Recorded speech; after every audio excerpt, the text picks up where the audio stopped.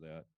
So now I got back to my map for our national NRHS audience just to reorient them. And now I want to sneak ahead a minute. Oh yeah, now what I was explained to them was we're now going to move over to Jones Island, or the vicinity of Jones Island, for a couple of photographs of one of the other distinctive things about Milwaukee railroading, which of course was the car ferry service. And we could do a whole program on car ferries in and out of Milwaukee. I just barely touch on it, but I thought it would be a crime to not mention it. So I've got a couple of photographs here. Here's a CNNW switcher in some sort of arrangement they had with the C&O working the City of Midland ferry on Jones Island in 1942. And if that is indeed the City of Midland, then I think the boat was probably brand new, because I know it was built in the early 40s, I believe. Many of us in this room probably remember this scene. And if you were lucky enough, you actually boarded a ferry there at Jones Island and went across the lake. I did it 6 or 7 times from Milwaukee. Every trip was wonderful. It was just such a treat to be in the heart of the Midwest and to get on a big ferry that almost looked like an ocean-going ship, and then an hour later be out in the middle of Lake Michigan and not be able to see a thing but water. And the City of Midland was a really cool boat too, because even though the Spartan and the Badger got more of the glory when they arrived in about 10 years later, the City of Midland had a wonderful dining room. And you came down a staircase, and at the bottom of the staircase was the classic C&O logo, the circular logo in blue and gold, cut into the linoleum of the floor. And it was just the coolest thing. And of course, now the City of Midland hull is preserved as a barge. And here's what the action looked like over at the Grand Trunk Western Dock on the Kinnickinnic River, with a Brill diesel, which I don't know much about, but that's what it is. I did some homework. Grand Trunk had a contract with someone, maybe it was their own Brill diesel, to switch the ferry. And what's most interesting to me about this photograph is the photographer, C.P. Fox. Chappie Fox, the great patron saint of the Circus World Museum, and a wonderful guy. Chappie Fox was one of the most charming people I ever met. It's down here. Oh boy, it's hard. I'm pointing at it, which is not doing you any good. If you look at the words Kinnickinnic Basin and you see a little leader line point into the water, it's right just to the left of that. It's in that little inlet that kind of looks jagged. Somewhere in there on the left side, on the west side of the waterway, right, Keith, was the Grand Trunk. Pardon me? That's probably what it was called, yeah. Yeah. So that's where it was. Yeah, you can see him from Barnacle Buds, I think. So now we're back on the east side of Milwaukee, and this is a photograph I love because I don't live very far from here. And of course, Scribbins was a buddy of mine, and I love this photograph. I mean, you know, the Oak Leaf Trail, okay, I'm glad it's there, but boy, wouldn't it be great to see this again. Here's the Peninsula 400 going under Farwell Avenue, about to go under Oakland Avenue in the very early 60s. And the building in the background, you might see that building with sets of square windows. That's still there. I forgot the name of the company, but something scientific. It's a scientific company of some kind that's still located there. And over on the left, some of you might remember the car wash on Farwell that used to be there back in the 80s and 90s. Love this shot, another shot by Jim Scribbins. I remember this bridge. It wasn't that long ago they took it out, but that's what the Northwestern's bridge over Capitol Drive used to look like in 1954 as a relatively new Ford sedan went underneath it. And that wonderful billboard for the Twin Cities 400 with the Peninsula 400 roaring over it. And I don't know how fast they went through there. I'm guessing 40-ish, but it must have been quite a sight to see. There's still a nice bridge there, but it's not as cool as this bridge. And Culver's is up there on the right where the words L-O-U, Lou, are somewhere. What was that? Is that what it was, a Buick dealership? Okay, wow, that's great. That's great, I did not know that. So now we're working our way a little bit further north up to, well, Wisconsin, whatever you want to call it, Canco, that area. Here we have the Peninsula 400 coming off the Northwestern onto the Milwaukee. So this was after the two great stations were closed and they built the one that we have today. So the Northwestern had to access that using the Milwaukee down through 35th Street and down that way past Miller. Great photograph. In fact, this is an excellent photograph. And I wonder if anybody in the room knows who Phil Stemo was. Because I've only seen two photographs by him and the next photographs by him too. And I never heard of this guy. But this is a really well-composed photograph by somebody who I think knows what they were doing. It's interesting too, by now the Peninsula 400 was bi-level cars. I don't know how comfortable that would have been to spend 3 hours in those things. Here's another Phil Stemo shot. Oh, they weren't commuter seats then. Oh, thank goodness. I always wondered about that. Okay. Yeah, good.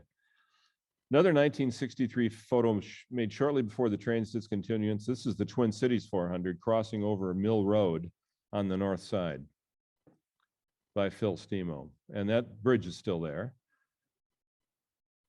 It doesn't cross Mill. No, it couldn't. Yeah, it can't cross. No, you're right. Mill Road is east-west.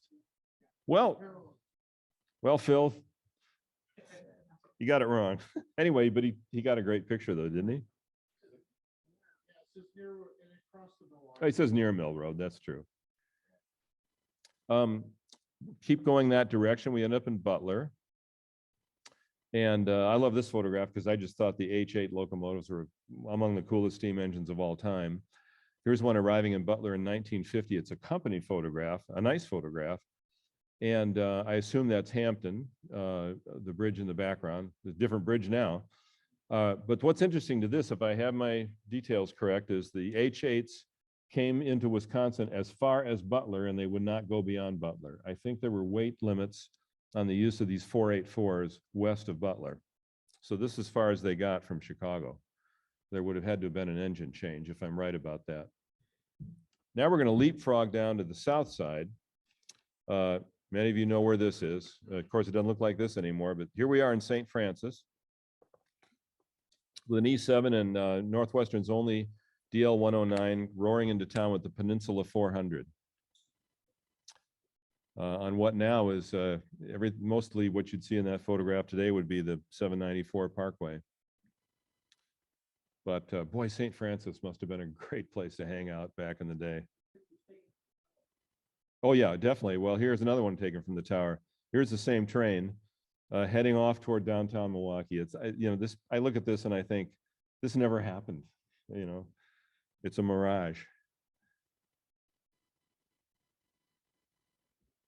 And here's another St. Francis shot with another H8 484 heading for Chicago with a southbound, eastbound freight train.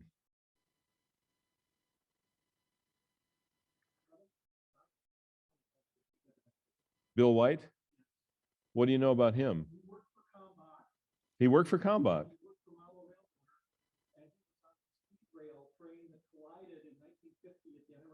At Cleveland Avenue, yes. He died.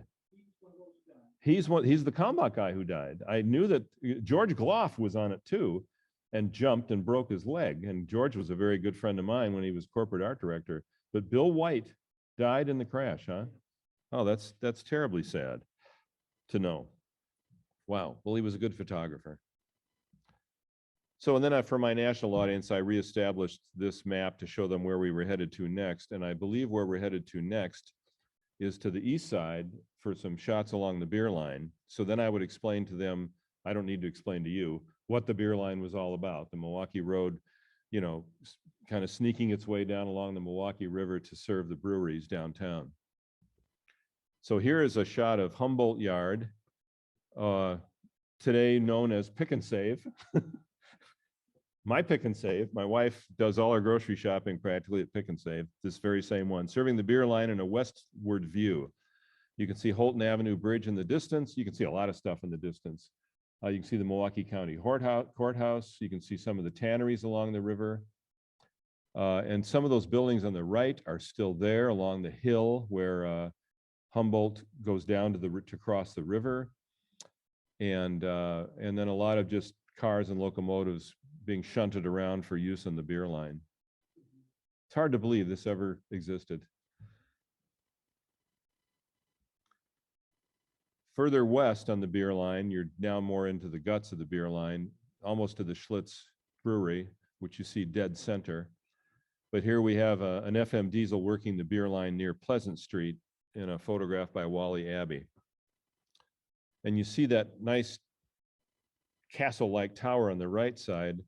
That was called, I forgot the name of the company, but it was a shoe company.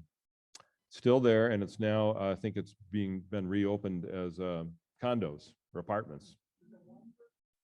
Might have been, yeah, might have been. You can, the sign is still there in the brickwork above the main door. And then there's a grain elevator over on the left, which is long gone, which was where Pabst had a lot of its grain stored, because as we all know here, they did not have railroad access. Here's my favorite beer line photograph, which has been seen in a bunch of different places, but it's just a beautifully composed photograph by Wally Abbey. It's the kind of photograph that caused us to want to do a book of him, just his photography. He was a great editor, a great writer, a great PR man, but Wally was also an extraordinary photographer. And here's just a nice photograph of an FM switcher on the beer line under the Holton Avenue Bridge. And if you go down there and stand here today and look at this very same spot, a lot of it's quite recognizable. There's still some creosote trestle work there that still survives kind of behind where the diesel is here. And you can see where the right-of-way was. And then, of course, the Holton Avenue Bridge, it's the same bridge. And the FM switchers are so cool. Another shot on the beer line. I like this just because Wally is showing us how many different boxcars were doing business with Schlitz. Union Pacific, in this case, Illinois Central, New York Central, underneath that famous Schlitz sign that's been recreated in a different form down there now. All right, now we're going to leave the beer line and go kind of on the other side of downtown for just a few pictures of the Milwaukee Electric. Again, I'm trying to, the whole purpose here was to show the national NRHS audience the incredible variety of railroading in Milwaukee, which if you look at it from the perspective today, is almost unbelievable. But in addition to car ferries and the Milwaukee Road and the Northwestern and the North Shore, you had this until, what, 1950 or so, this incredible system, or the remnants anyway, of an incredible interurban system. And here's a car descending to street level at 8th Street. And nothing in this scene exists now that I can tell, except maybe that tower of something in the far distance. I don't know what that is. Here's a classic photograph that's been published a couple of places by Bill Middleton, an eastbound Milwaukee electric car, likely from Waukesha on the so-called rapid transit line. This is, I'm not sure exactly where this is, but I've decided it's close to where the ballpark is. Kind of looks like that to me. It looks like in the distance are the houses that are part of Story Hill neighborhood.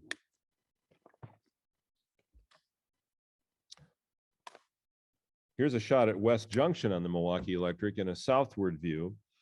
We see a 515 train from downtown is on the turnback loop at left, and in the distance you see the 516 train heading away for Hales Corners. And the trainman off the downtown train is going to realign the switch.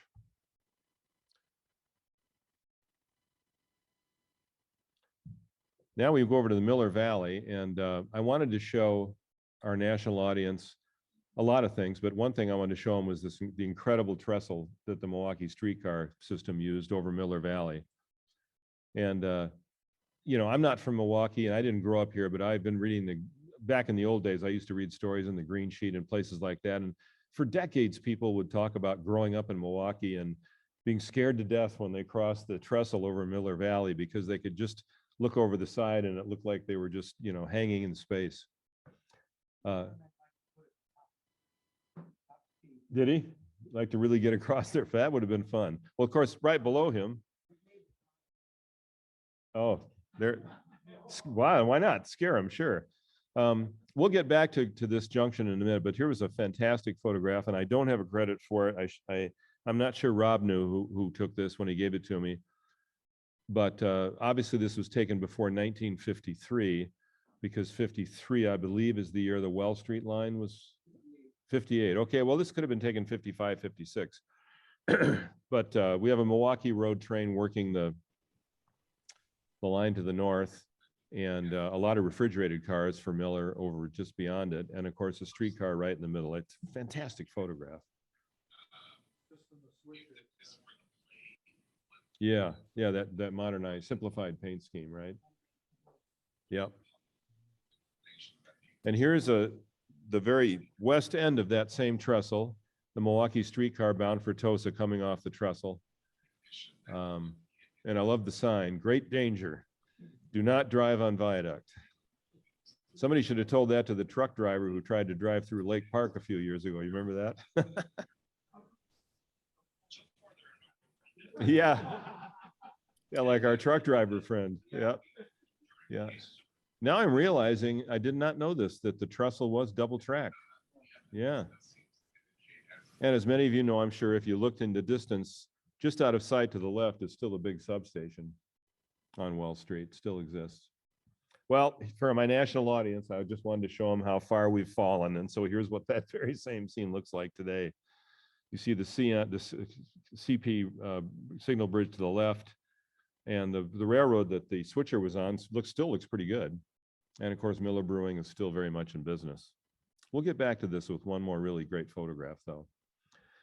So let's go to the end of the TM line. This was Harwood Avenue Station, right across the tracks from the, the restaurant, Hollander Cafe. Yeah, Hollanders, Cafe Hollander, sorry. Daddy, I love you. Milwaukee's automobile, I can't tell what dealership that was. But there's a dealership ad, there's a car there on the right, there's all kinds of stuff. And then that fuel, it's probably a gas station there beyond, that's gone, I believe. This is now as a municipal parking lot for Wauwatosa. Not far, just a hop, skip, and a jump from there was the latter day Milwaukee Road station in Tosa. Of course, the original station was a fabulous Rococo Victorian wooden gem, torn down, I'm judging by the architecture here, in the late 40s to build this very much simplified modern station. And there's Morgan. It's another shot of one of the few I have of David actually doing something in Milwaukee. But here he is hanging out with his colleague Wally Abbey on a summer afternoon as a local passenger train comes steaming into Wauwatosa.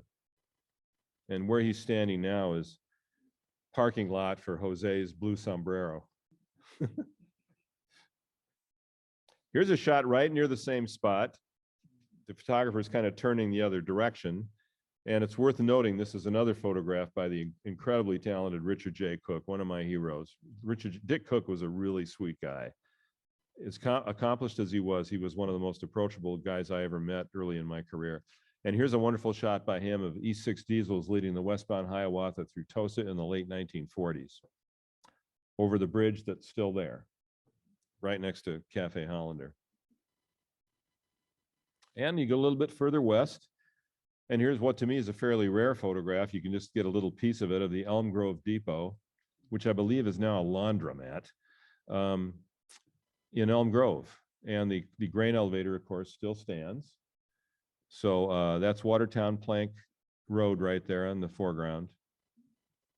And now that I'm thinking about it, I think we have a school sister of St. Mary's waiting to get on the train. Notre Dame, not St. Mary. Okay. I'm not Catholic, so I easily mess that up, but okay. All right, that's great. I got back to the map here just to show our national audience where we were going to go next. And so then I would explain to them that we're now going to go back downtown to the Milwaukee Road yards for some pretty cool photographs in the middle of town, not far from the passenger station. Here's a really, really amazing photograph to me. Why the credit is shared between Lynn and Al Kalmbach, I don't know. But I love this idea that in the late 1940s, Al Kalmbach and his trusted sidekick, Lynn Westcott, would go over to 35th Street and set up for a photograph like this in color to boot. So you see a whole bunch of Milwaukee Road steam engines waiting to be serviced or being assigned or head out of town. And over on the left, what I assume is the afternoon Hiawatha. That looks like a serious train. It doesn't look like the Chippewa Hiawatha, does it, Tom? behind an F7 Hudson hustling out of town. So much to look at here. The gas, what do you call them? The gas holders there near 26th Street on their left. Of course, the catenary towers for the Milwaukee Electric on the left. Many, many buildings that would be torn down 15 years later for I-94. And over on the right, the Falk Corporation, which is, of course, still there, looking different than it does here. But what a great vision of industrial Milwaukee in its heyday. Here's a shot I just thought it'd be fun to include because I don't know the details of how Sue was a tenant, but this picture Jim described as tenant Sue 484 posing with a Milwaukee Road 484 at 35th Street. Is that a 482? Oh, from Rugby. Okay, okay, that makes sense because I sat here puzzling over it, knowing about the Wisconsin Central connection, that it wasn't in yet then, and it's gone now, of course. So Rugby Junction, that makes sense. Okay. Came down from Germantown and through North Milwaukee. Thank you. I'm going to have to fix that.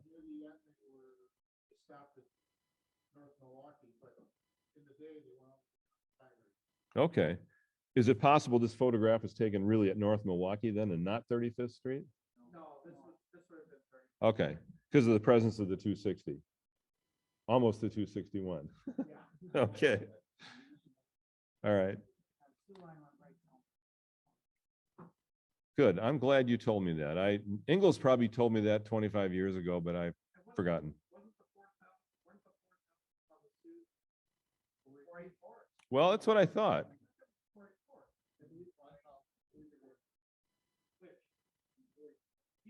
Okay, then I have that right.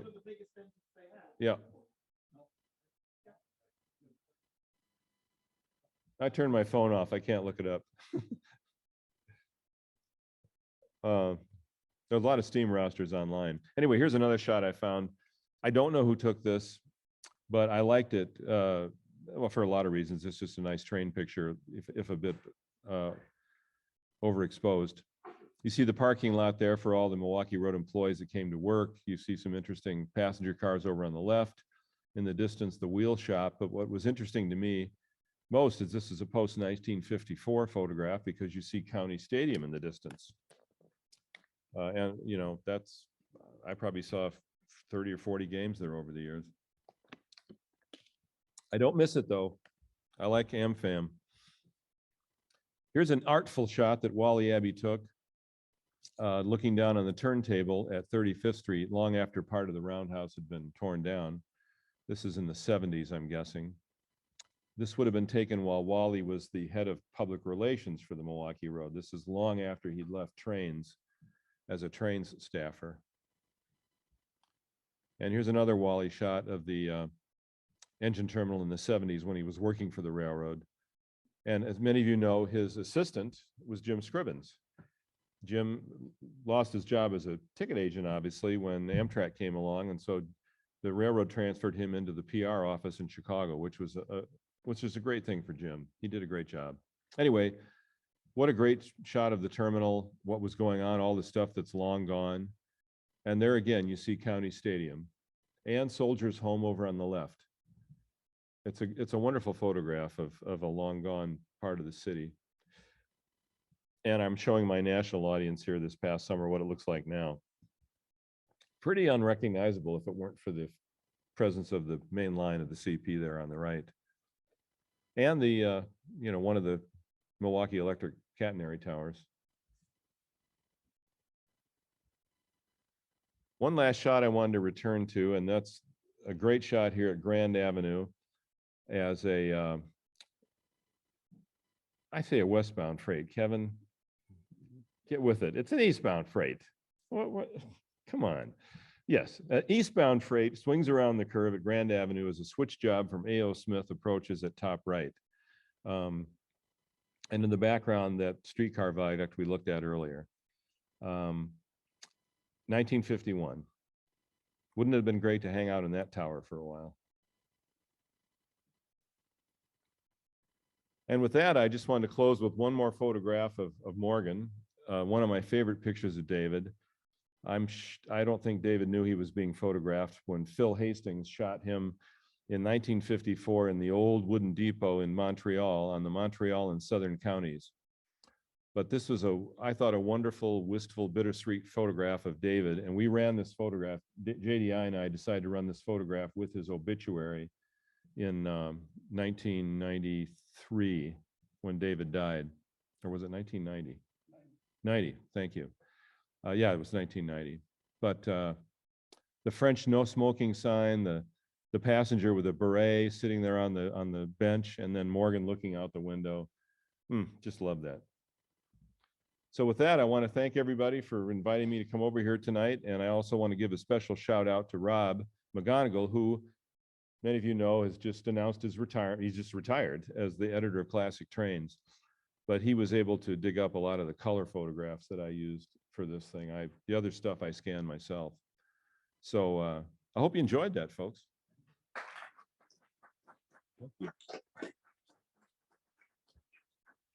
Just barge in here.